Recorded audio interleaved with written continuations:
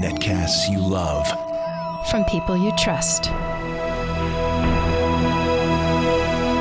This is Twit. All right, we're going to move on to the big laptop. Our Chief of Engineering, Radford Castro, is here with the Asus G750, but this is a gaming machine. Right. So, of course, it's big. Hi, Radford. Yes. So tell us what you thought about the G750. Well, aside from its size and it's not so Is it a stuffy. 17-inch screen? Yeah, 17.3. So I'm surprised somebody even makes those. Apple stopped making them. I guess they still somebody makes them. But this thing is, it's built for speed. It's built for raw power. Right. And it's one of those things like, you remember back in the days we used to lug our PCs around and play the games. Right. So now people are bringing out their laptops, and this is what they're aiming for. This is your LAN party machine. This is your LAN party machine, yeah. And so... how heavy is it? It's like 7 pounds, 6 pounds? Yeah.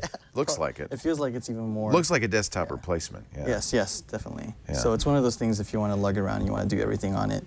It has quite a number of ports on there, and even has a DVD drive, adding more to the weight. Why not? If you're going to make a not? thing that big, might as well put an optical drive in. So it has a whole bunch of ports in it, including it has a Thunder drive port as well. Thunderbolt. Yeah, so Thunderbolt, excuse me. Yeah. But that's interesting. We know we're just starting to see PCs with Thunderbolt. Yeah. So this is in line with like some of the stuff like, Alienware, MSI, and all these other guys, including Razer, which is now starting to get into that. Yeah, phase. in fact, I think Chad's reviewing the Razer for a later episode. So I guess when it comes to gaming laptops, the things you care most about are speed for gaming, great keyboard and mouse combination, because that's how you control the game, and a screen that really looks good and is immersive. Yeah, how does it rate in those categories? So for the screen, we're looking at full HD, so it's 1080. So it's your standard, full HD. And then you have your full keyboard, including your number pad. That's kind of funny, but I guess for some games you use that number pad. Yeah, so some people are switch-handed, and they'll, they'll actually try to do. Right. No, I do that. I'm a lefty, so I do that. Yeah. Okay. So it's perfect for like when you have the trackpad over here. It's a little bit harder if you're going to be controlling with your WASD setup and try to control. That's not ideal, is it? Yeah. So you're going to have to need a mouse when you're going to use this. But if you're already carrying 6 pounds of hardware, you can carry a couple ounces of mouse. Definitely. Yeah. Let's see what that screen looks like. It's touch screen? So yeah, it's well, this one is not touch screen. Not touch screen. Windows 8. Yes, Windows 8. And we'll just go through some stuff here. Here's what the desktop obviously is going to look like. And for those that want to see what the resolution, the game looks like in a full resolution, here's BioShock Infinity running at full res. Now this is an i7. Are they? Yes, this is i7 running on Haswell. It's Haswell as well. Okay. Yeah. And is it? It's using GeForce and NVIDIA graphics. It's using 770. 770 is pretty good. Yeah. For a laptop. Series. Yeah. Yeah. And of course, you're not going to get any battery life on this thing. Yes. So you're probably looking at, when you're maxing this whole thing out, probably 3 to 4 hours. When you're running it at full blast. Somebody's calling me from Colorado. I'll just decline that call. I've got 8 phones here. I can't even figure out which one's ringing. Sorry about that. Oh, no problem. So let's go. Pretty much, this is running at full blast right now. I'm not like tracking down any enemies or anything. Pretty good frame rate? Yeah, it's a very good frame rate. It looks good. And actually, the quality looks pretty good, too. The quality is great. Yeah. And, I mean, this is running at full blast. Obviously, you'll have some frame rate dips when you start. How hot does it get? How fast do the fans blow? Is it really? It gets pretty hot. Is it about down to take off? Yeah, it's about to take off. And you have, basically the blowers where they typically are located. But it's pretty good, actually. I did a benchmark. BioShock has its own benchmarks that you could run.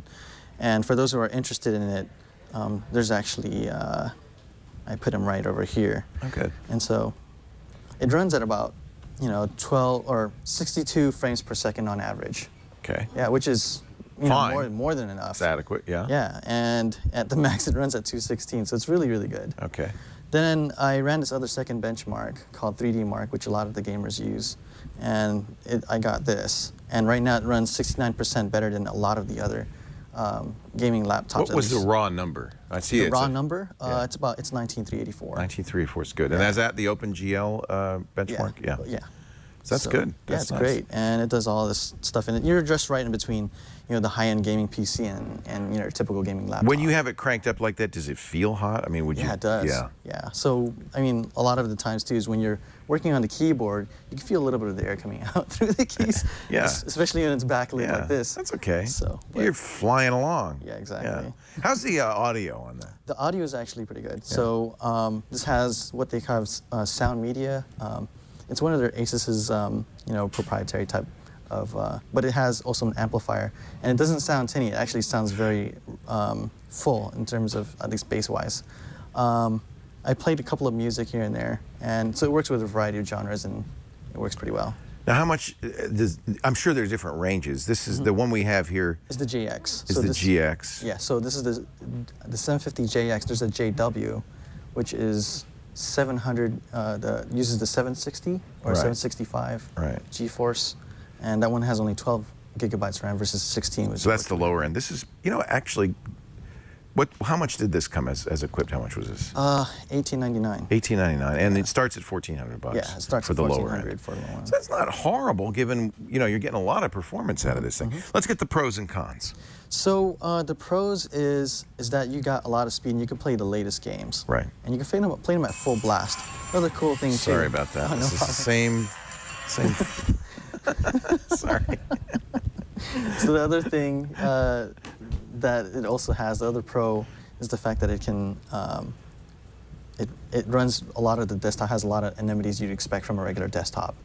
And thirdly, it's just an overall pretty good system. And it comes with a bunch of stuff like, it even has Asus Cloud that you can upload 32 gigabytes with. So if you buy one of the laptops, you have about 32 gigabytes of cloud storage. You could upload whatever you want to it.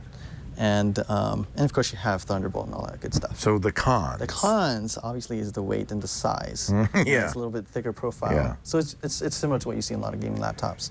The other thing too is that it gets a little fingerprinty. And yeah. it has, is it brushed aluminum? Yeah, it's brushed aluminum. Even on the kind top of nickel. there. Yeah. But when you rest your hands on it, if you get a little bit sweaty, smudges. Yeah. Yeah, it's really and you're hard gonna if you're playing that game. Yes, definitely. Yeah. So battery life heavy.